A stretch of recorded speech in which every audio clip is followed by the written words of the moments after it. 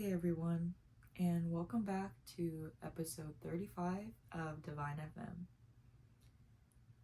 This week, or really this season, I'm going to be talking about letting go. This week specifically, I'm going to be talking about letting go and curating personal success. And it's funny, I just finished crying a lot because this is my third time recording this episode. The first time I was outside, I had this whole setup that looked like Nina and Star. It didn't look like Nina and Star, but that was my my inspiration. If anyone has seen that show on PBS, Sprout. And I recorded a whole episode, an hour long, and it just got interrupted by numerous obstacles, and I kept pushing, and it just is not what I want my first episode to be of this season. But this week is about letting go and curating personal success, and so I have to just push through, and for the third time, and to know that personal success is based on the eye of the beholder. And for me, personal success means being able to have a hold on my emotions, being able to feel comfortable enough to share my emotions, having people in my life that value me and are there for me whenever I'm feeling heavy emotions, and to feel safe in those feelings, and to feel safe being present in general, and to not really let my ego run the show. I feel like that is personal success, because you could say personal success is having $1 million, is having a great job, is having a house, is having a family, is having a wife or a husband, kids, all that, which is personal success too.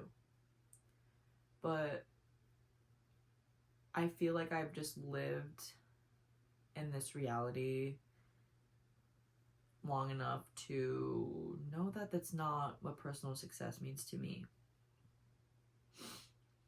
So I have a few different excerpts from The Untethered Soul by Michael A. Singer and not The Power of Now, A New Earth by Eckhart Tolle. But first, honestly, I kind of wanted to read a tarot reading, but I'm not sure where my cards are. I think I literally have them in my gym backpack. For whatever reason, I'm gonna go grab them real quick, so you're just gonna have to wait.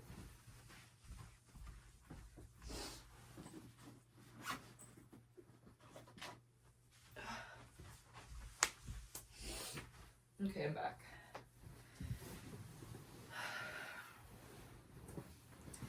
And I hope you guys know that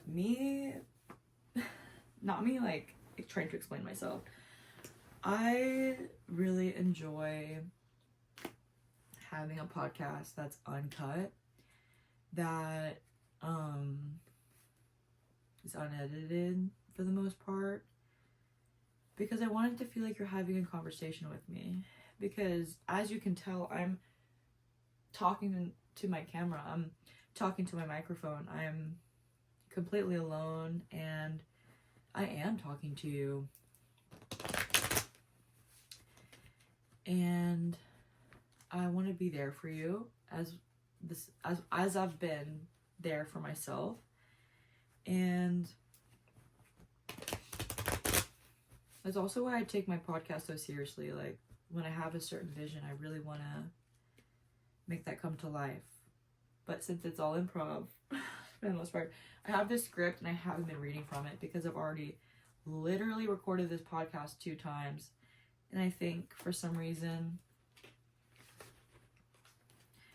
the script isn't meant to be read.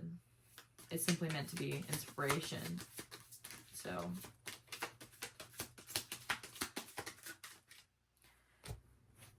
got the Tower in reverse, 5 of Swords,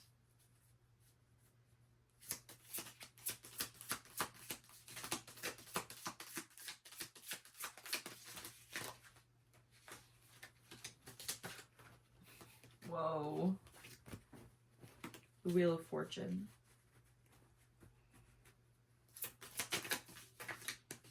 This deck is so slippery.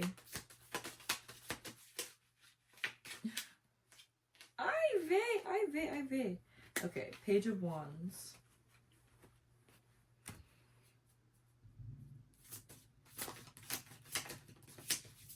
And the Chariot.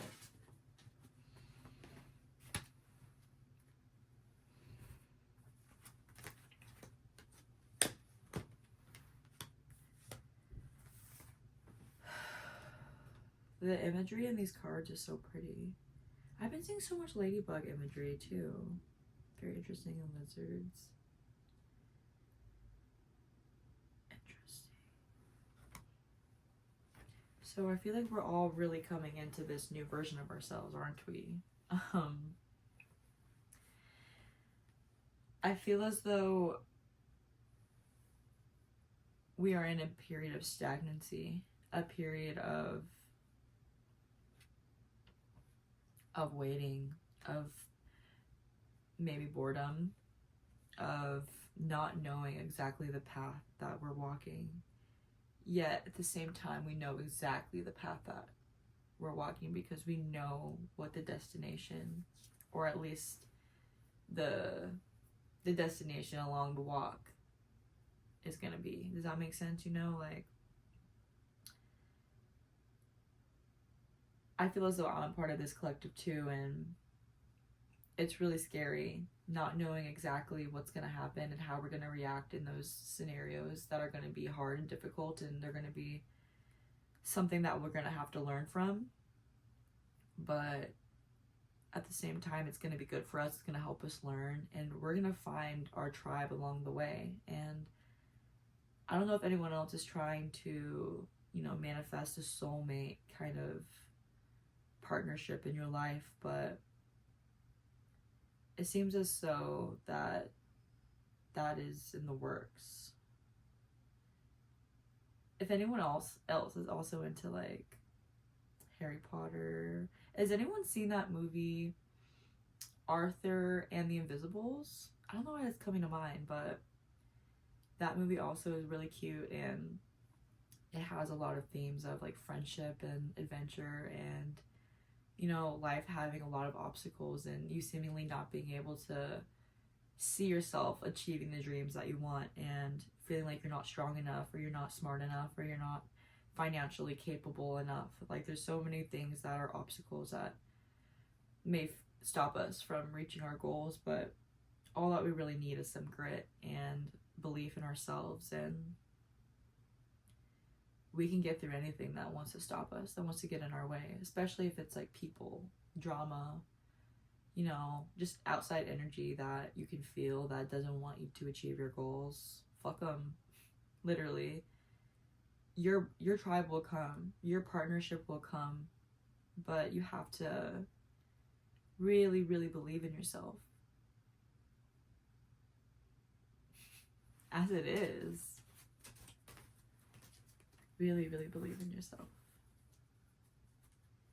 It's funny, I really, really believe in myself to the point where I'm recording this podcast for the 3rd time after having a sob sesh in front of my parents too, which is like kind of embarrassing. Only because my dad and my stepmom are not particularly the most emotionally available. And I think me living here honestly has helped them become slightly more emotionally available, because I am so emotionally open, and I am pretty good, I feel like, at explaining why I'm feeling the way that I do. I don't try to place blame. I don't try to, you know, try to find outside reasons for why I'm feeling the way that I do. I'm very much so, like, aware of my mind and my thoughts. And so this morning I got frustrated because they were, like, calling up to me and, like, talking to me, and, like, I had texted them that I was doing my podcast this morning, and they didn't see it, and I had to stop it. And I was frustrated because that was my second time. Like, I was 30 something minutes into recording this episode literally, and I just knew that it wasn't gonna work right whenever that happened, and it really triggered me. But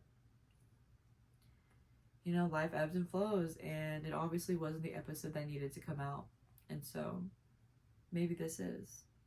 We shall see.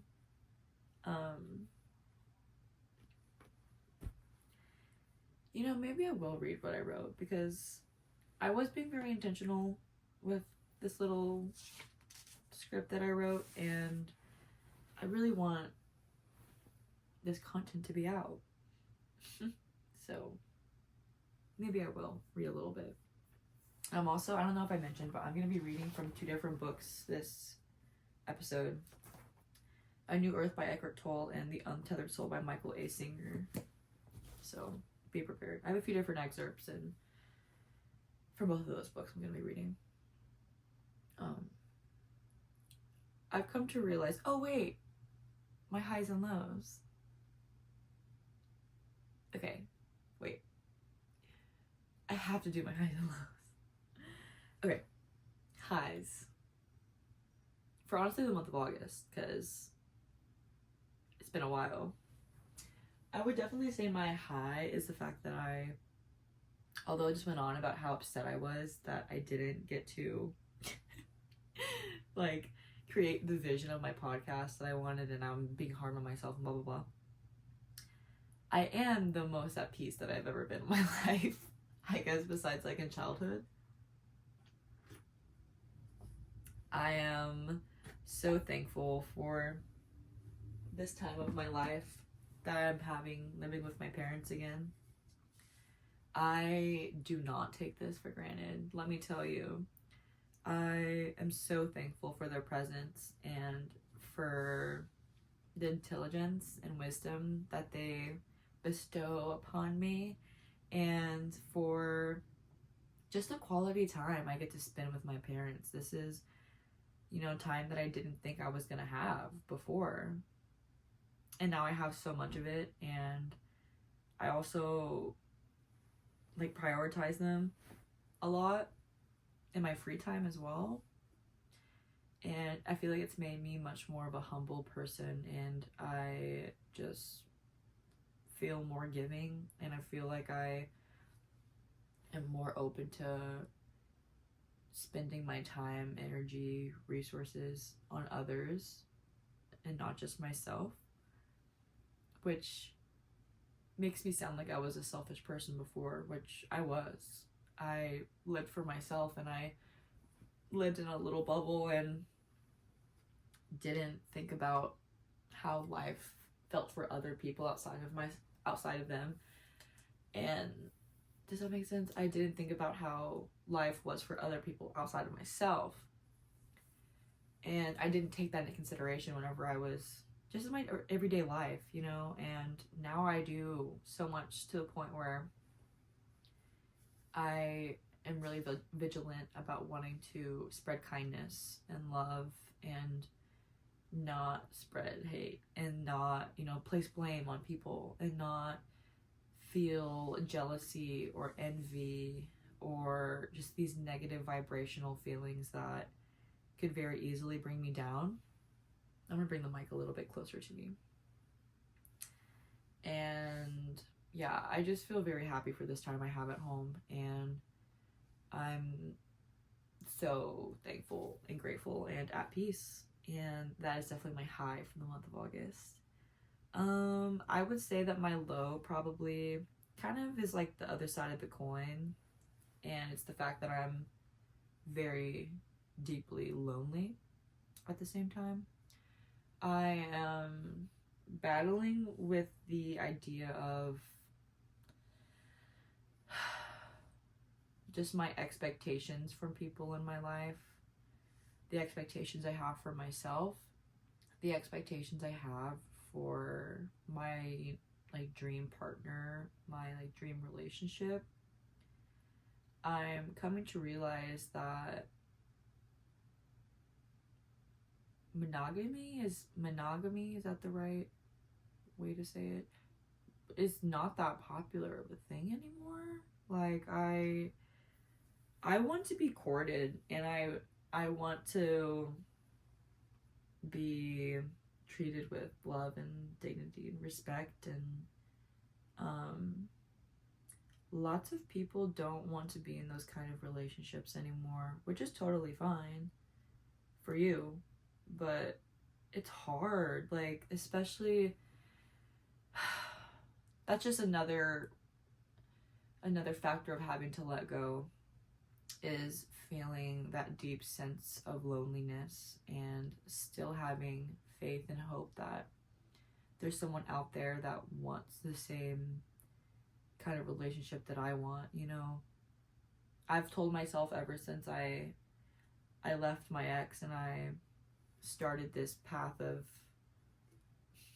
this lonely path of finding myself, that I'm gonna have the greatest love story of all time, and I still believe in that. But for me to tell myself that is such a high expectation. Like, girl, you're crazy. But I still believe in it, so it's okay. I know I'm gonna achieve it, and I know I'm gonna have it, and who knows, maybe it's already happening, and I just don't see it in that way yet because I'm still struggling with letting go and still trying to understand what love means to me post all of my old relationships and what they taught me and how I presented myself in relationships and all of the above, you know. I would say that's probably my low, is just the deep feeling of loneliness. But for that, I'm also grateful because it's teaching me to appreciate myself and my tools that I have to get me through these periods of, I'd say, maybe stagnancy or just deep feelings of loneliness. You know, it's not fun. But I have to find the fun. Anyways, back to the pod. I've come to realize, while trying to find inspiration and ideas for this season, that stepping into your power comes with a lot of responsibility, self-responsibility, as well as a responsibility to the people around you, even more so than before. The better of a person I choose to become, the more I feel the urge to give to and be receptive to others. I mean, it makes sense. The way I'm treating myself in my own life will become mirrored to my outside world and the people around me as well. I'm learning more every day about the power of intention. I feel really lucky and inspired at the same time. The main idea of letting go came from a chapter of a book I've been reading called A New Earth. He's also the author of The Power of Now, which is one of the first, if not very first, self-help books I read about 5 years ago. Long story short, this specific book is about awakening to your life's purpose. I highlighted a few tidbits. Oh, I got alert. Oh, shit. I highlighted a few tidbits when I was realizing the topic of the season would be letting go. So I'll read that to you now. And I shall. This excerpt is called Not Minding What Happens. To be in alignment with what is means to be in a relationship of inner non-resistance with what happens. It means not to label it mentally as good or bad, but to let it be. At first, the concept of letting go is not what I wanted to hear, honestly. After stepping into your power, my brain wanted to think that all the nitty hard work was already over. Is this a recording? Yes. Yes. Hi guys on YouTube if you're watching. But I'm learning that life isn't really like that. Our existence is a never-ending cycle of learning, forgetting, and relearning certain things that we have forgotten or hadn't yet had a need for in our lives. And not just that, but also having to accept that everything we learn is not hard fact, is not always certain. Having to change your mind or beliefs isn't always easy. Our ego loves to believe that we're always right. But that's when we start to put ourselves in the oh so comfortable box of, I'm always right, my life is perfect, and nothing needs to change. And that couldn't be further from the truth. Life is in fact always changing and morphing. I just realized I don't have my glasses on. And I don't know where they are. Wow, interesting. So it's only natural for us as well in our beliefs to do the same. We don't have to live so rigidly inside and outside of our own minds and beliefs and what society has placed onto us. The more work I put into myself, the more I come to realize that the only thing is genuinely worth putting our time and energy into are the things that straightforwardly go towards the betterment of myself, my loved ones, and really the whole fucking planet and the people on it too. My inner universe became so much more clear and vast once I got some of my priorities straighter. Deleting social media, for one, has actively made my inner and outer life immensely more colorful and fulfilling. So true. Like, if I'm the first person to tell you, delete your Instagram, delete Snapchat, delete Facebook. I can't think of any other social media, but delete it. I am so happy with the decision I made of deleting social media. Don't get me wrong, I still miss it. Girl, bitch. Do I miss it? I have albums in my photo album. I have, like, you know how you can make albums? I have one called July Being Good to Me. I have one called August Being Good to Me. And now I have another one that's going to be September Being Good to Me. Because these months have been so good to me. Yet I'm the only one who gets to appreciate it. But I take, intentional photos of like certain moments where I'm just like, wow, life is so good to me, And I actually started a scrapbook. So I printed a lot of those photos from the July and August Being Good to Me albums, and I'm putting it into a physical scrapbook album, which is like literally my form of social media now. I'm like not kidding at all. This is like very much so real. And who wants to start a scrapbook club? Like, we can meet once a week and we can start scrapbooking together. But the only rules to be in the club is you can't be on social media anymore. No, I would never make a rule like that because it's truly a personal choice. Like, some people can have a healthy relationship with social media. I personally grew up I bought my first iPod Touch right when Instagram came out. Like, I have been on Instagram since I was a tween. So little, my brain chemistry is kind of morphed itself around Instagram a bit, and I cared so much about that person on Instagram. Like, of course, I would feel amazing to post the photos I have of myself, bitch, on Instagram. You know how much validation I would get just by posting on Instagram and knowing other people are seeing that photo or those photos?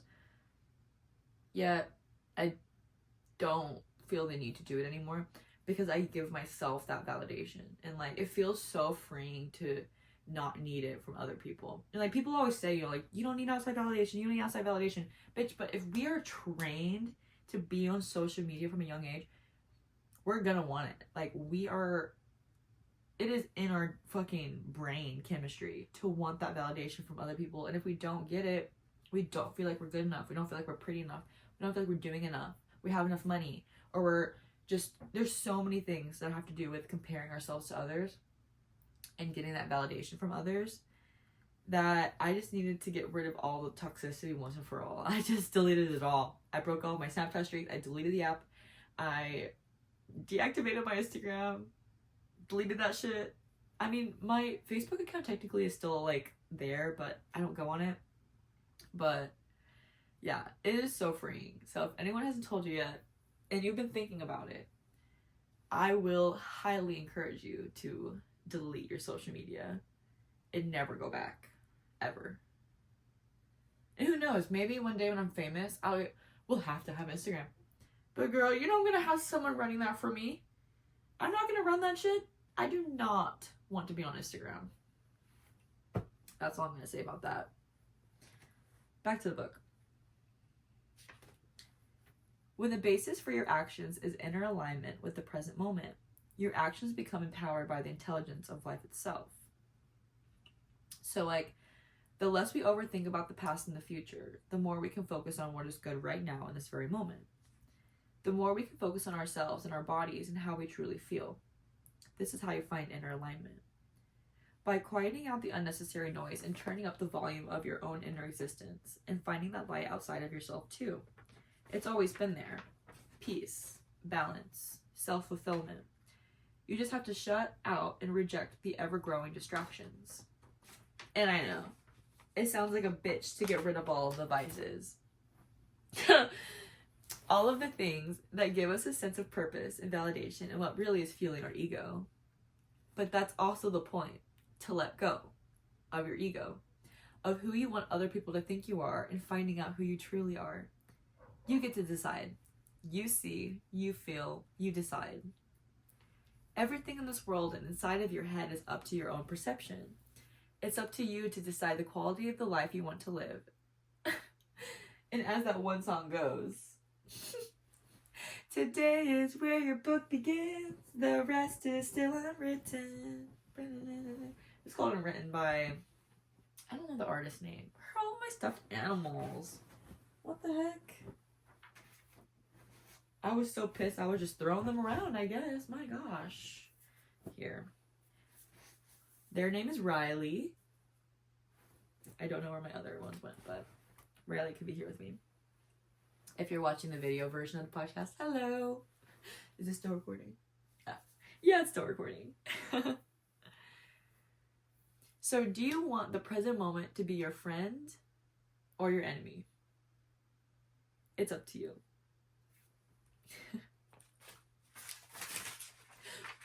Oh no. A vital question to ask yourself frequently is, what is my relationship with the present moment? Am I treating the now as no more than a means to an end? Do I see it as an obstacle? Am I making it into an enemy? Since the present moment is all you ever have, since life is inseparable from the now, what the question really means is, what is my relationship with life? It's hard to think about that, you know, like our inner world is just a mirror of our outer world, and like imagine how that must feel whenever you're thinking about that. Like, I'm sorry if you're thinking those things now, like, wow, I'm mean to myself. So maybe that's why people are mean to me. Like, maybe because I treat myself a certain way, that's why people are treating me that way, you know? So ask yourself, what is your relationship with the present? Would you consider yourself to have a healthy inner world or a not so healthy inner world? If it's the latter, you're not alone. I feel as though it may be an impossible feat to always have a positive state of mind. Life naturally ebbs and flows, and our hard moments are what shapes the possibility of better ones and vice versa. It's just the way energy works. You give and you shall receive. You take and you will be taken from. Therefore, if inner alignment and happiness and balance is what you seek, it is closer than you may think. The hardest part is probably accepting that we are responsible for our successes as well as our failures. There's actually an excerpt from a different book I've read on this podcast before, The Untethered Soul, that speaks on this a bit. Good. You know, I'd be getting my content from books at this point. No, I just find so much inspiration from self-help books and they really help me like understand kind of what I'm reading to you guys. I think there's a little excerpt from The Power of Now. Not The Power of Now, I keep saying that. From A New Earth that I'm gonna read later. And I'll bring it up whenever I do read it. That, dude, I literally like have to read it like 3 times to fucking understand what it's telling me. But whenever I do understand what it's telling me, my brain goes, oh my god. Like, it just changes my brain chemistry, you know? So, I love learning. If you want to be free, you must first accept that there is pain in your heart. You have it stored there. And everything you think of to keep it there, deep inside, so you never have to feel it. There is also tremendous joy, beauty, love, and peace within you. But they are on the other side of pain. On the other side of pain is ecstasy. On the other side is freedom. Your true greatness hides on the other side of that layer of pain. You must be willing to accept pain in order to pass through to the other side. Just accept that it is there and that you're going to feel it. Accept that if you relax, it will have its moment before your awareness, and then it will pass. It always does. You know, it's funny because, as I mentioned earlier in the pod, I recorded this multiple times already, and like this morning, I had already recorded this podcast once, and I got to about like the way that I am now, like about 30 minutes in, and it got interrupted, and I felt very, very frustrated and upset, and I started crying, and I really just needed to feel through. I love that this stuffed animal says 3 and up. 3 and up, so like 20 more years. I purchased this myself with my hard-earned money from my job in the trades. I'm dead. I'm really a conundrum of a person, huh? Anyways, I had to really feel through those negative emotions and decide right then and there how I wanted to react. And I'm just really glad that I let myself feel, and I was open about why I was frustrated and why I was upset, and I didn't point blame on anyone or anything in particular. It was really just me having these high expectations of myself and knowing that I had the ability to achieve them. And so whenever I don't achieve them, it frustrates me, and it gets increasingly more frustrating the more that I attempt to achieve them and then it doesn't work out. So the world definitely loves to test me and see what my ability level is, I guess, and to see how much grit I have and how willing I am to be present and to be graceful and to, you know, keep on going even whenever the world seems as though it's telling me it doesn't want me to, you know. So yeah, I'm gonna continue. In truth, pain is the price of freedom. Sometimes you will go through deep experiences that bring up intense pain inside of you. If it is in there, it's going to come up. If you have any wisdom, you will leave it alone and not try to change your life to avoid it. You will just relax and give it the space it needs to release and burn through you. You do not want this stuff inside of your heart. To feel great love and freedom, to find the presence of God within you, all of the stored pain must go. It is in this inner work that spirituality becomes a reality. Spiritual growth exists in that moment when you are consciously willing to pay the price of freedom. You must be willing at all times, in all circumstances, to remain conscious in the face of pain and to work with your heart by relaxing and remaining open. Remember, if you close around something, you will be psychologically sensitive about that subject for the rest of your life. Because you stored it inside of you, you will be afraid that it will happen again. But if you relax instead of closing, it will work its way through you. If you stay open, The blocked energy inside of you will release naturally, and you will not take on anymore. That is the core of spiritual work. When you are comfortable with pain passing through you, you will be free. The world will never be able to bother you again, because the worst the world can do is hit the pain stored within you. If you do not care, if you are no longer afraid of yourself, you are free. You will then be able to walk through this world more vibrant and alive than ever before. You will feel everything at a deeper level. You will begin to have truly beautiful experiences rise up within you. Eventually, you will understand that there is an ocean of love behind all of this fear and pain. That force will sustain you by feeding your heart from deep within. Over time, you will form an intense personal relationship with this beautiful inner force. It will replace the relationship you currently have with inner pain and disturbance. Now, peace and love will run your life. When you pass beyond the layer of pain, you will finally be free from the binds of the psyche.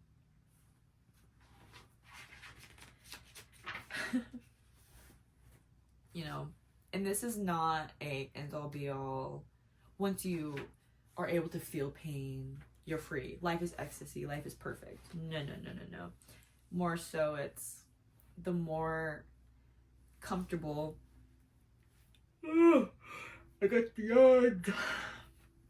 The more comfortable you are with pain, and the more grace you give yourself when you're feeling those feelings.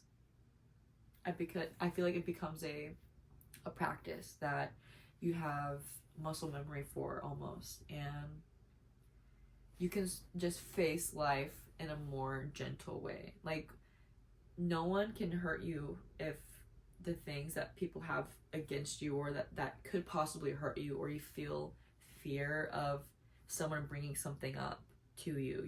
If you have any of those things inside of you that are something that people could use as a weapon, use it on yourself first. Like, bring it to yourself, face your fears, like step on those hard, what is the thing that people do in, I think they did it in The Office or in Parks and Rec or something, like walking on the hot coals or whatever. Like, just do it. If you can show yourself that you are resilient enough to face those hard raw edges, to face what makes you feel scared, to face what makes you feel sad, what makes you feel like any sort of negative, insecure emotion, be the person to bring it up to you first, and so you can face it in the most comfortable way possible. And therefore, you already have faced that fear. You already have faced that pain. Pain is the price of freedom. So yeah. I hope it's sticking, because it really did with me. And something I was afraid to face for so long was my fear of rejection. Sometimes the feeling still comes back. It has weaved itself within so many of my interpersonal thoughts and bleeds onto the perception I have of myself, as well as the relationships I have with people. That is something that genuinely feels hard to let go of. I'm such a deep feeler, and I just love so unconditionally, very quickly. Like, if someone shows me, love, trust, respect, genuinity, like authenticity, like, I love you. Like, I have no reason not to love you, and I am more than willing to give that in return, and because of that, I have come across people and experiences in my life that take advantage of that, and I had to learn the lesson of protecting my peace and not giving my love right away, and not holding back who I am, but protecting myself in the way that I am very vigilant about reading the room, reading how people are speaking to me, what they want from me, etc., etc. And it's made it easier for me to face that pain of rejection, of feeling like people won't like me, people won't think I'm good enough. Like, I I've come to realize, oh my gosh, why am I yawning so much? I've come to realize that in some, I guess, scenes that I've been involved in, that people treat me different. People don't see me for who I am, and you know what? That's okay. I can't control how you think about me. I'm not going to explain myself, and I'm not going to try to prove myself either, because I have proven to myself that I have come from rock fucking bottom.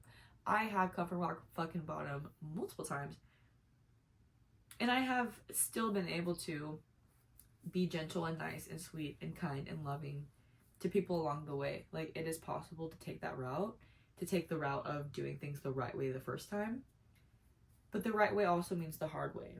So, you know, people say that they want to achieve all their dreams, but they don't want what it takes to achieve them. And girl, that's the whole point. Hard work pays off. And hard work doesn't have to mean actual hard work. Like, it does, but it also doesn't, you know?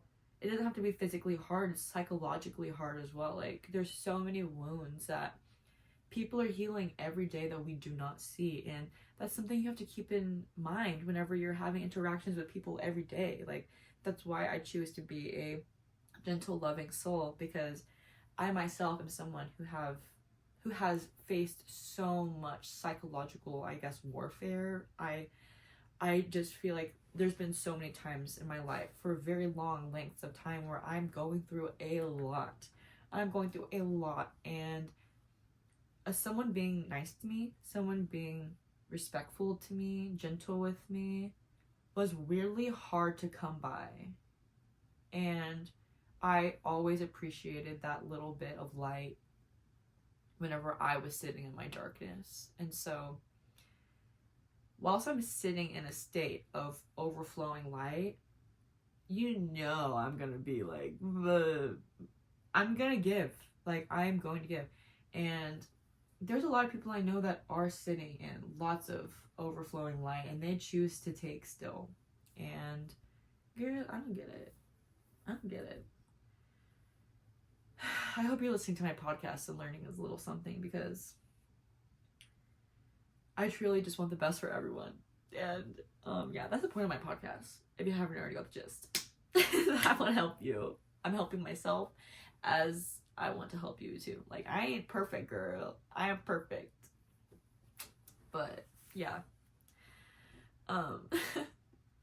If I want to free myself and let love in, I have to face my fear of rejection until it doesn't feel like rejection anymore. It just feels like life, you know? So, now, when it comes to curating personal success, letting go is crucial. But first, what do I mean by curating personal success? Well, it's really based on the person, their morals, their goals, and so on. But from a basic standpoint, curating personal success to me means waking up and going to bed with a genuine smile on my face. The feeling of safety, self-validation, having discipline but also knowing when to say no, having boundaries and sticking to them, feeling genuine love and being loved unconditionally, to put my heart towards something I truly want and putting in the time to reach that goal. I could go on and on, but you get the gist. I also asked Google, or really the AI interview, of what curating personal success means. And this is what it said. Curating personal success means intentionally and thoughtfully selecting, organizing, and refining aspects of your life, such as people, habits, skills, and environments, to create a life that aligns with your personal values, goals, and desires. It's about being a designer of your own life, transforming potential into reality by consciously choosing what to focus on, what to pursue, and what to let go of to cultivate a meaningful and fulfilling journey. So yeah, right on the money. Something I also wanted to point out is the concept of time and how important and crucial it feels to attaining our personal goals and routines. I mentioned earlier about how our ego typically is the controller of our reality. So to live in an egoless state is near to impossible. But it is possible to have a healthy relationship with time as well as your ego. Time really can be a good thing. It creates structure and allows us to follow as strict of a routine as we please. But it's also not real, to a certain extent. Again, your inner and outer worlds are fully based on your perception. Something that is so very real to one person may not be real at all to the next. Take religion, for example. This excerpt is from A New Earth.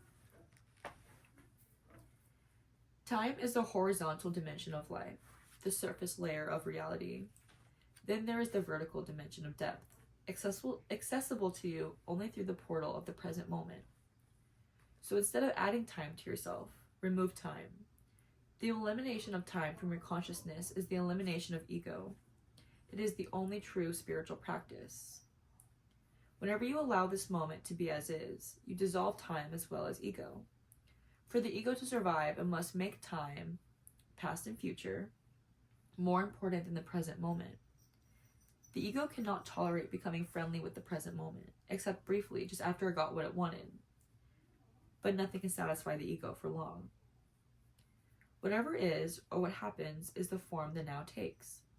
As long as you resist it internally, form, that is to say, the world, is an impenetrable barrier that separates you from who you are beyond form and separates you from the formless one life, who you are.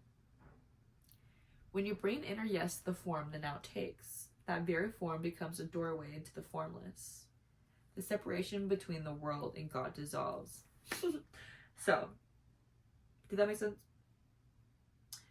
Earlier I mentioned that there was a sentence in this book that was the fucking sentence. It's also a run-on sentence. So, Eckhart Tolle. Okay, maybe it's not a run-on sentence. But to me, it really gives run-on because it literally goes for like 4 lines. Girl, what? This is the sentence. I had to read so many times for it to click, dude. Oh my god. As long as you resist it internally, form, that is to say, the world, is an impenetrable barrier that separates you from who you are beyond form, separates you from the formless one life that you are. Like, what? Like, sometimes when I read that, it just sounds like words. But it literally says, form, that is to say, the world. So, whatever it is or happens in the world that the now takes, as long as you resist it, that is an impenetrable barrier that separates you from the formless life and who you really are. Does that make sense? Like, who the world, society, people outside of you, your ego, all of those things aren't real.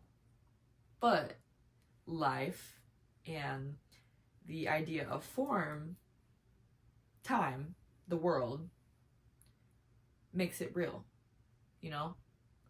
Psychologically, it's hard to separate our ego from who we really are because we think we are our egos.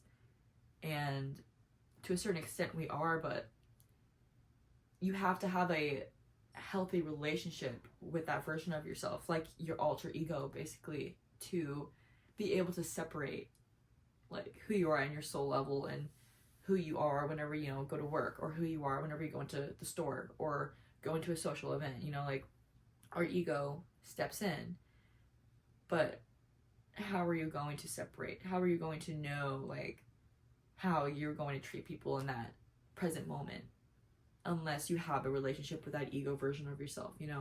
That's how you can live a life of like no regrets, by knowing exactly your intent when you go into a certain situation and following through, basically. Through non-resistance to form, that in you which is beyond form emerges as an all-encompassing presence, a silent power far greater than your short-lived form identity, the person. It is more deeply who you are than anything in the world of form. Non-resistance is the key to the greatest power in the universe. The many things that happen, the many forms that life takes on, are of an ephemeral nature. They are all fleeting. Were they ever real? Were they ever more than a dream? The dream of form. To awaken within the dream is our purpose now. When we are awake within the dream, the ego-created earth drama comes to an end, and a more benign and wondrous dream arises. This is the new earth. When you are present, when your attention is fully in the now, the presence will flow into and transform what you do. There will be quality and power in it. You are present when what you are doing is not primarily a means to an end, but fulfilling in itself. When there is joy and aliveness in what you do. I love that. That reminds me so much of me recording my podcast, and whenever I put intention towards what I'm saying with what I'm doing, you know, I took way longer of a break than I thought I would whenever I finished season 2, but I also had this goal of, I don't know, I didn't know exactly what season 3 was going to be, but I knew that I wanted it to be good. I wanted it to be of quality, and I wanted it to be real and raw and authentic. And I just kept thinking, like, we have stepped into our power. We're stepping into our power, and what now? Like, what happens after you step into your power and you realize your purpose? You know, when you realize, and it doesn't even have to be your purpose, you just realize what drives you, like who you are on the inside, like you are feeling the power within. What do we do with it? You know, I think the first thing that you got to do once you realize your power is to learn to let it go, and to learn to find the joys and the everyday in the present moment, and to really find a good sense of humbleness, and, you know, realizing what your morals are, realizing what is an important responsibility versus what's not an important responsibility, versus, like, there's just so many different aspects of life now that feel way less more important, and on the other side of the coin also way more important that I didn't prioritize before, now that I've stepped into my power and realized how much is on the table. You know what I mean? To me, to curate personal success is to become who you truly are, deep down, to your core. To be okay with who you are, and to be okay with other people knowing and seeing it too. To curate personal success is to finally let go of what other people may think about us. To let go of the negative things we think about ourselves. To focus on and to pay more attention to ourselves in an effort to find who we are, what we like and dislike, and what we want in life. To allow ourselves to sit in our pain and become friends with it, with the knowledge that pleasure is just on the other side. Acceptance with what is, and to be grateful for it. To let go of our ego and relax in the state of just being. Now that is personal success. Pure bliss in every single present moment, or at least most moments, because you have that internal and constant hug of peace, balance, and acceptance of everything and everyone around you being perfect exactly as is. I'll leave you with this affirmation. I welcome my dreams with open arms even before they reach me. Remember that joy cannot come to you, ever. It emanates from the formless dimension within you, from consciousness itself, and thus is one with who you truly are. You are joy, and joy is you. Life is joyful and wondrous, and so are you. We are all here to be perfectly imperfect, and we are all here with the same amount of deservingness and right to live a joyful, happy, and blissful life. But it's up to you, and go out there and grab it. Like everyone else and everything else, life has its downfalls and side effects, but the long-term effect of truly knowing and loving yourself to your core, and therefore your life, is worth facing any pain. Not that it's enjoyable, even in the last bit, but it always passes. And then light pours in. So let it. I want to thank you for watching my podcast and listening to my podcast, and for sticking around. I know I mentioned it already, but these are the two pieces of content that I read from today. A New Earth by Eckhart Tolle and The Untethered Soul, The Journey Beyond Yourself by Michael A. Singer. And I want to thank you for being here, for sticking around. And I know if you guys, I'm pretty sure on all of the contents, on all of the platforms, that there's now ads placed into my podcast. If you've noticed, I think you have to have noticed if you got into this point in my podcast. And I just want to thank you guys for listening and for watching and for supporting me, because now my podcast is literally monetized and I have so much to be grateful for, and I'm going to continue to be posting. And yeah, thank you so much for supporting me and for being there. And I'll see you soon. Bye.